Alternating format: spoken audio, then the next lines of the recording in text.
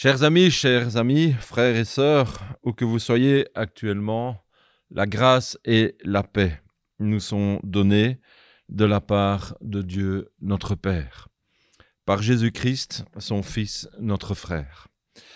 Bienvenue en ce dimanche des Rameaux, à ce culte un peu spécial puisqu'il est organisé dans le cadre de la vie de notre district et nous sommes plusieurs à être présents, d'autres sont excusés. Et nous voulons simplement nous réjouir ensemble, se rappeler que Jésus est entré à Jérusalem pour célébrer la Pâque. Se dire aussi qu'il désire entrer chez toi, chez moi, aujourd'hui, pour nous emmener sur son chemin. À l'époque où il est entré, les enfants des Hébreux l'ont accueilli en déposant des vêtements et des rameaux à ses pieds. Ils chantaient « Hosanna, béni soit celui qui vient au nom du Seigneur ». Nous voulons l'accueillir aussi ce matin en chantant « Hosanna ».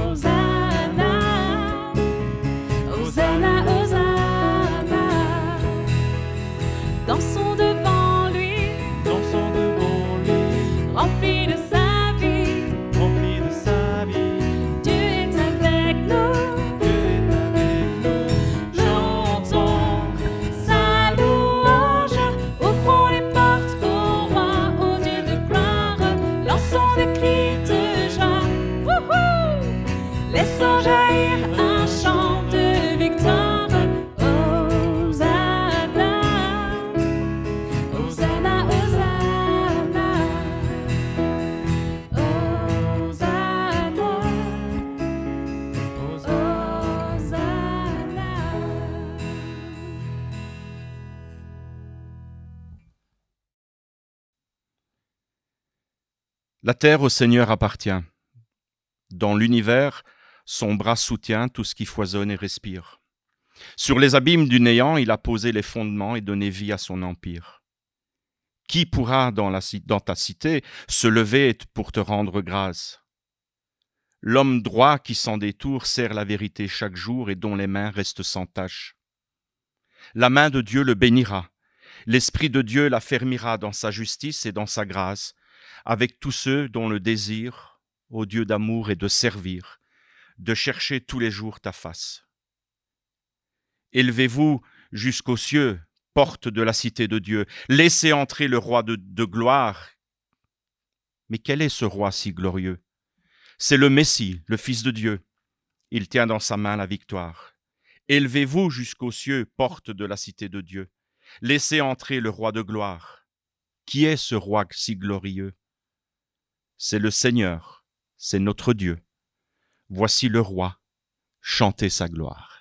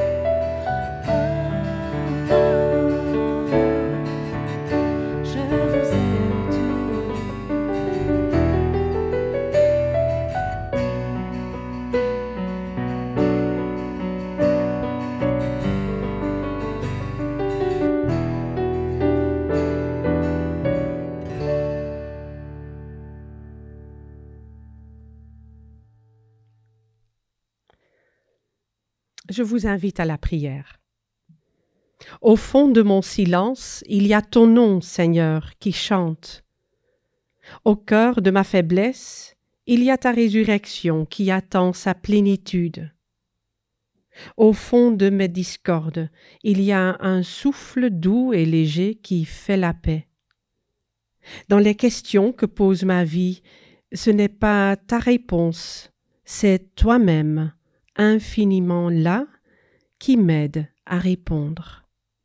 Voilà, mon Seigneur, ce que je sais de toi, et pour aujourd'hui, c'est une large et grande suffisance pour mon cœur de pauvre. Voici comment Dieu a manifesté son amour. Il a envoyé son Fils unique dans le monde, afin que nous ayons la vie en lui. Le Dieu de Jésus-Christ nous fait miséricorde, il nous pardonne et il nous attend à la fête. Amen.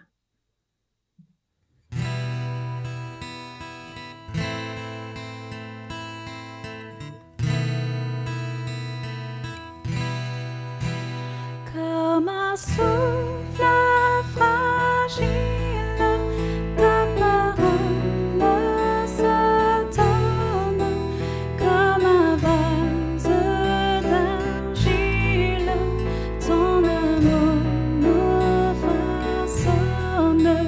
Ta parole murmura comme un secret d'amour. Ta parole est blessure qui nous ouvre le jour, comme un souffle fragile. Ta parole se donne comme un vase d'argile, ton amour nous façonne. Ta parole est l'essence que m'en sort de prison. Ta parole est semence qui promet la moisson, comme un souffle fragile. Ta parole se donne comme un vase d'argile, ton amour nous façonne. Ta parole est partage comme on coupe du pain.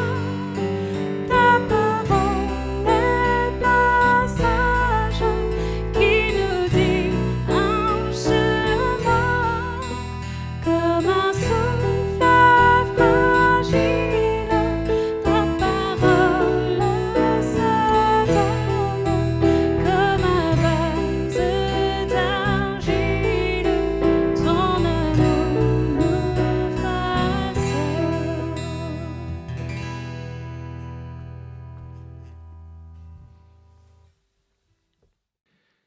Et je nous invite à la prière. Seigneur, toi qui as choisi pour monture un ânon, garde-nous de nous croire arrivés, de nous croire possesseurs de ta vérité. Rends-nous disponibles pour une recherche toujours plus profonde de ton évangile. Que jamais le passé ne nous enferme, mais que ton esprit nous mette en marche. Seigneur, viens au secours de nos distractions, de notre vagabondage, et donne-nous de pouvoir encore entendre aujourd'hui ta parole qui nous atteint au plus profond. Amen.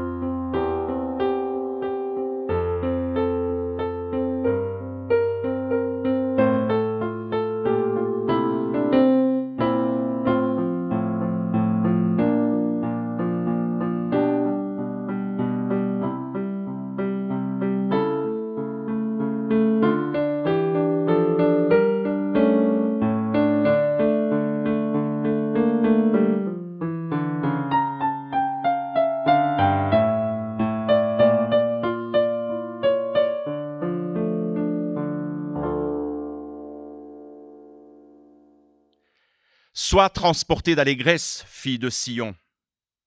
Pousse des cris de joie, fille de Jérusalem. Voici ton roi. Vient à toi, il est juste et victorieux.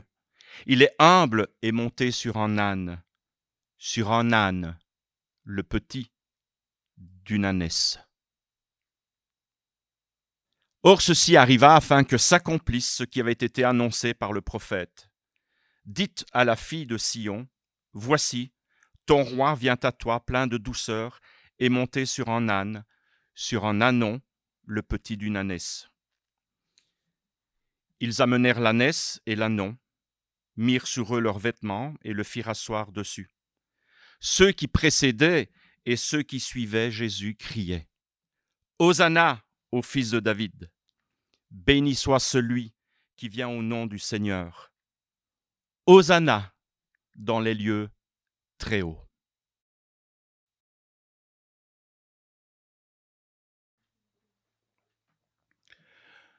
Heureux de vous savoir nombreux devant vos écrans, frères et sœurs, pour ce culte du dimanche des Rameaux dans le pub à Liège.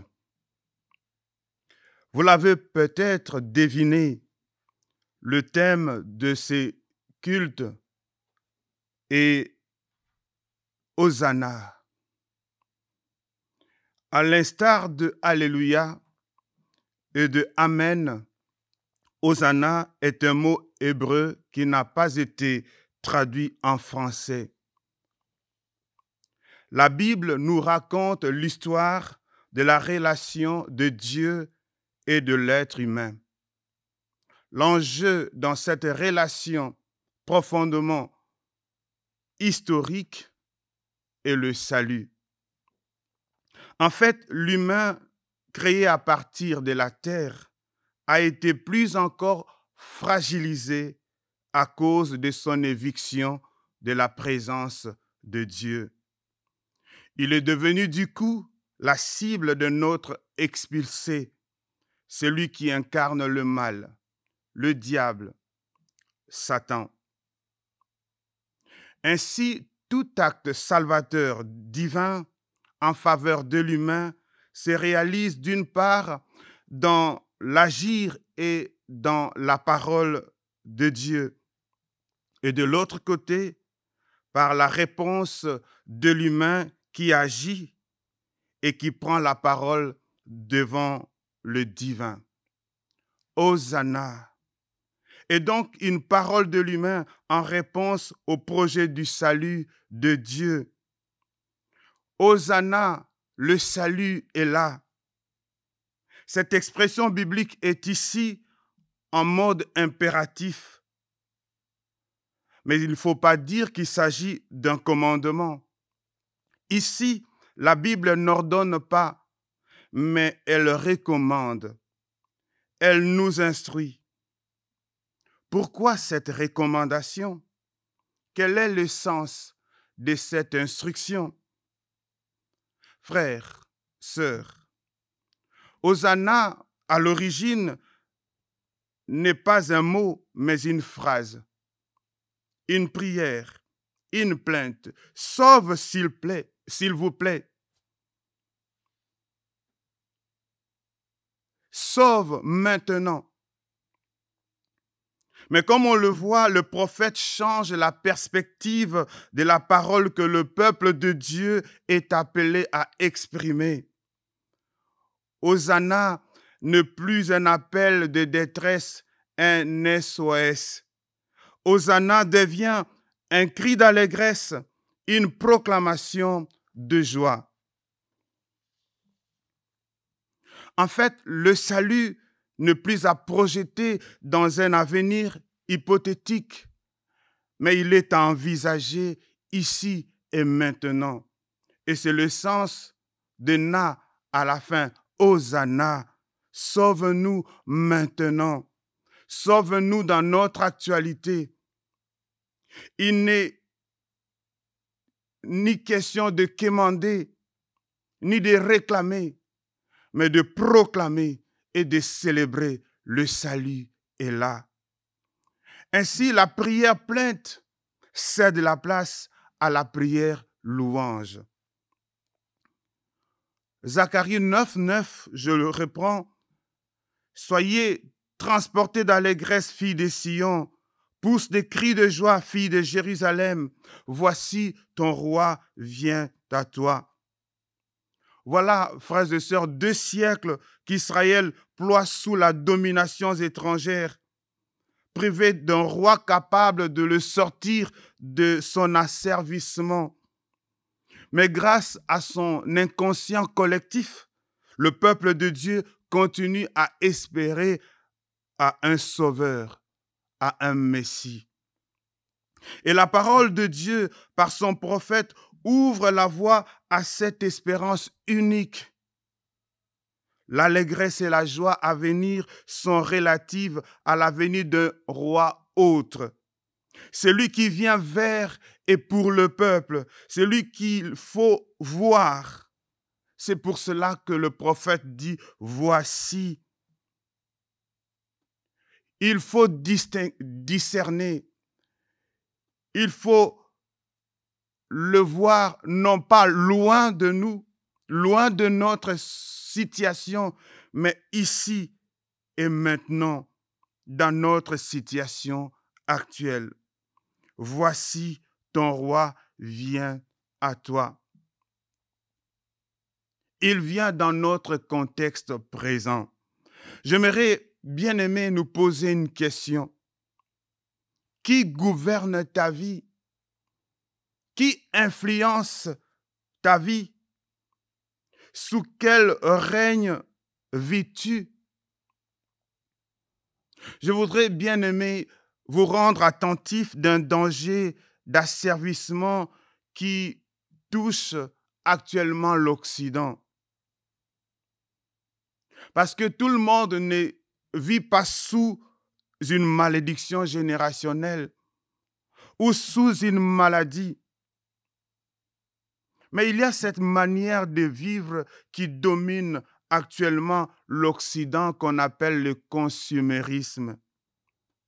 C'est une culture de consommation que François Gauthier qualifie de culture de visibilité. C'est que l'on se soucie beaucoup plus de son apparence dans le but de se montrer, de se faire voir et d'être donc par conséquent reconnu, accepté dans son identité. Le consumérisme est un triomphe de marketing quand il s'agit de vendre n'importe quoi à n'importe qui.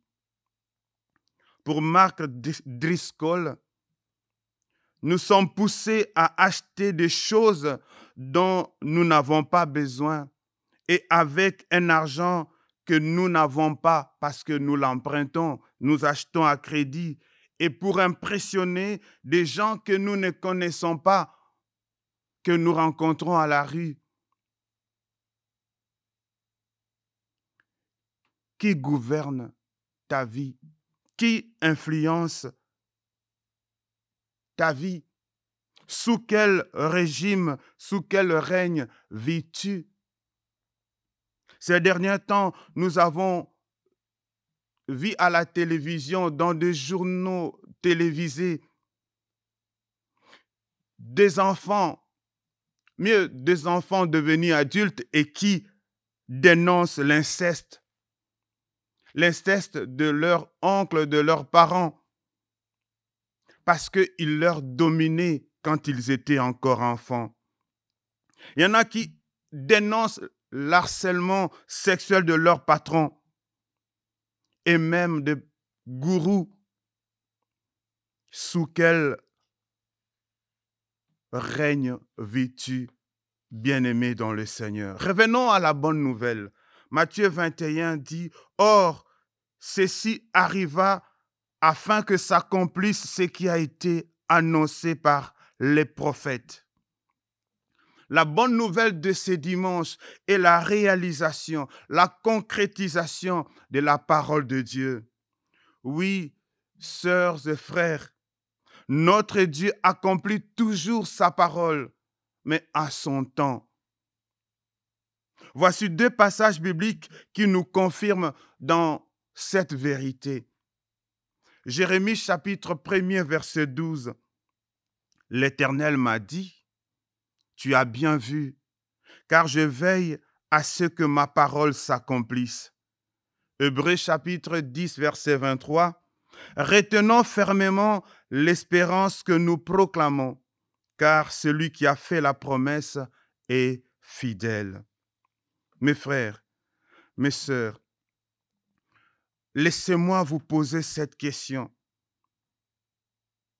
Dans votre actualité, dans votre aujourd'hui, quelle est cette situation insupportable qui vous asservit, qui vous rend indépendant? Qui gouverne votre vie? Sous quelle influence vivez-vous? 5 siècles auparavant, le prophète a proclamé, « Voici ton roi vient, il est juste et victorieux, il est humble et monté sur un âne, le petit d'une ânesse. » Mais avant la rentrée de Jésus à Jérusalem, Matthieu reprend et dit dans le chapitre 21 au verset 5, « Dites à la fille de Sion, voici ton roi vient à toi, plein de douceur, et monté sur un âne, sur un ânon, le petit d'une ânesse. » Si on était en présentiel, j'allais dire, trouver la différence entre ces deux textes. Et donc, lorsqu'on observe attentivement, on voit quand Matthieu relit cette promesse, il ne garde que le deuxième couple de qualificatifs de ce roi qui vient. Oui, pour voir le roi, celui qui vient vers toi et pour toi, Matthieu reprend une de deux caractéristiques de celui qui vient sous le mandat de Dieu, investi par la puissance de Dieu. Pour Matthieu, nous reconnaîtrons ce roi qui vient par son attitude de douceur, par sa simplicité. Le roi qui vient ne s'impose pas, mais il se propose. Ce n'est pas un imposteur. Alors, pour terminer, nous allons nous poser la question, que doit-on faire? Alors, que faire? Et la réponse n'est qu'un seul mot, accueillir. Oui, nous pouvons le prendre aussi dans son substantif, l'accueil. Cet accueil s'est traduit par l'offrande de notre vie. Pour accueillir le roi qui vient nous sortir de notre asservissement, de notre dépendance, il nous faut lui laisser le règne sur nos vies et ensuite le célébrer. Il nous faut donc ces deux attitudes que je trouve dans l'évangile de Matthieu. Et je le reprends au verset 7. Matthieu dit, « Ils amenèrent l'ânesse et l'ânon, mirent sur eux leurs vêtements et les firent asseoir dessus. » Observez bien. Ceux qui apportent leurs vêtements,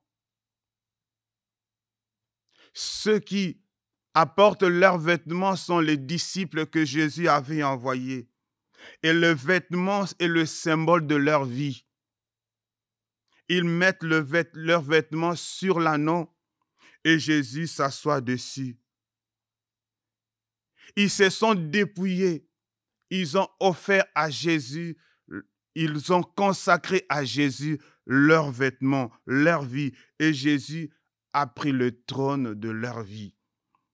La deuxième attitude, c'est exploser de joie, célébrer la venue de Jésus. Au verset 9, Matthieu dit, ceux qui précédaient, ceux qui suivaient Jésus criaient « Hosanna au fils de David, béni soit celui qui vient au nom du Seigneur, Hosanna dans le lieu très haut. C'est dimanche, je vous invite d'exploser de joie. Cette explosion trahit et traduit un cœur reconnaissant, un cœur ouvert, un cœur prêt à recevoir celui qui vient dans le mandat divin. Amen.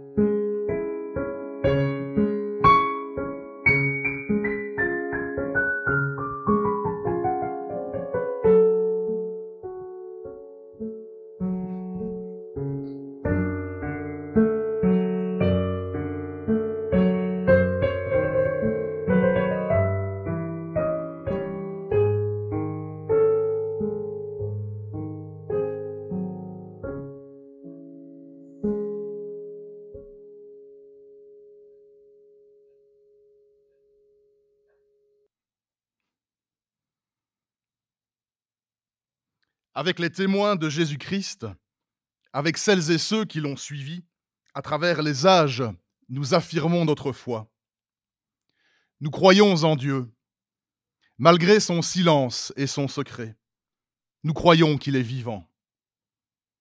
Malgré le mal et la souffrance, nous croyons qu'il a fait le monde pour le bonheur de la vie. Malgré les limites de notre raison et les révoltes de notre cœur, nous croyons en Dieu. Nous croyons en Jésus, le Christ. Malgré les siècles qui nous séparent du temps où il est venu, nous croyons en sa parole. Malgré nos incompréhensions et nos refus, nous croyons en sa résurrection. Malgré sa faiblesse et sa pauvreté, nous croyons en son règne.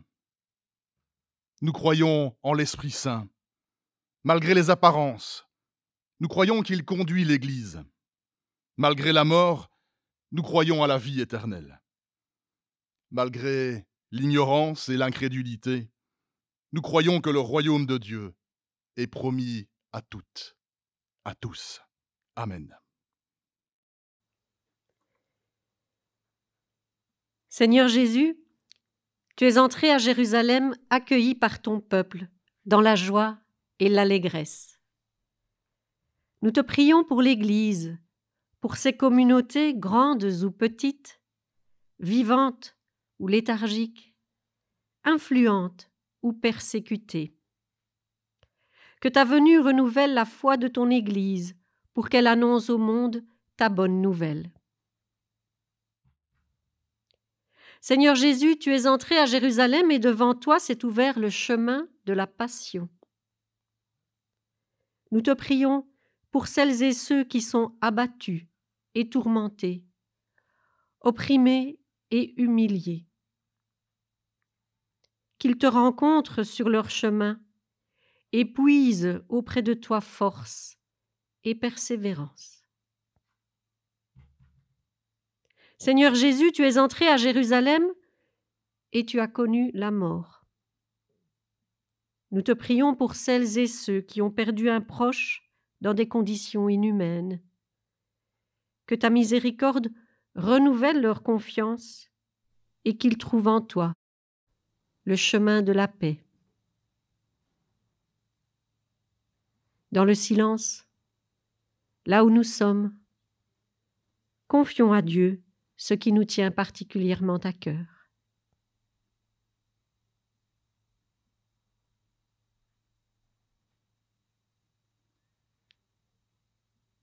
Seigneur Jésus, dans ta montée vers la croix, tu rejoins chacun, chacune dans son existence.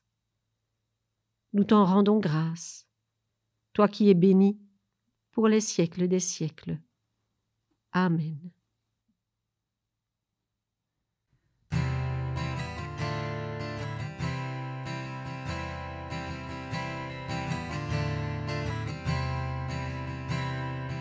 Notre Père qui es aux cieux, que ton nom soit sanctifié, que ton règne vienne, que ta volonté soit faite sur la terre comme au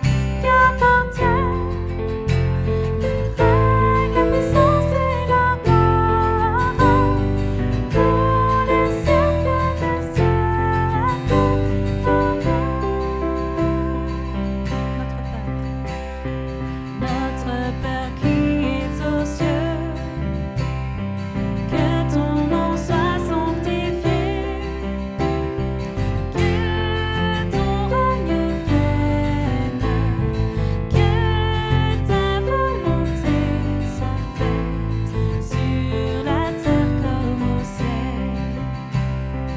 Donne-nous aujourd'hui notre pain de ce jour.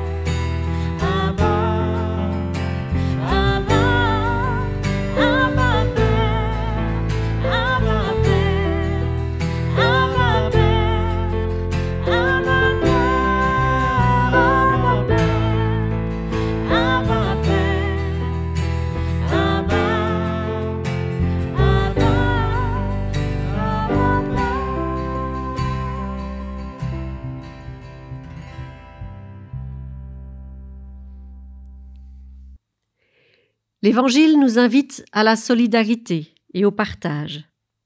Si notre situation financière nous le permet, ayons à cœur de participer à cette collecte, chacun selon ses moyens, chacune selon ses possibilités, chacun pour son Église locale, pour la proclamation de l'Évangile. C'est le Seigneur lui-même qui bénit les fruits de ce que nous mettons en commun. Amen. La pastorale du district de Liège remercie chaleureusement la communauté de la rue Denis et son pasteur pour leur accueil. Les indispensables, invisibles en coulisses, pour leurs précieuses interventions techniques, et tous les musiciens, passeurs d'émotions, pour l'accompagnement et l'illustration musicale de ce culte. À tous et à toutes, un grand merci. Nous voilà arrivés à la fin de notre service ce dimanche. Frères et sœurs, toi qui es de l'autre côté de l'écran, reçois maintenant la bénédiction de la part de celui qui est entré à Jérusalem, monté sur un ânon, pour manifester qu'il est le Seigneur de la paix. Aujourd'hui, ne soyons pas dans la crainte, mais allons en s'accompagner sur le chemin de la paix et de la confiance absolue. Amen.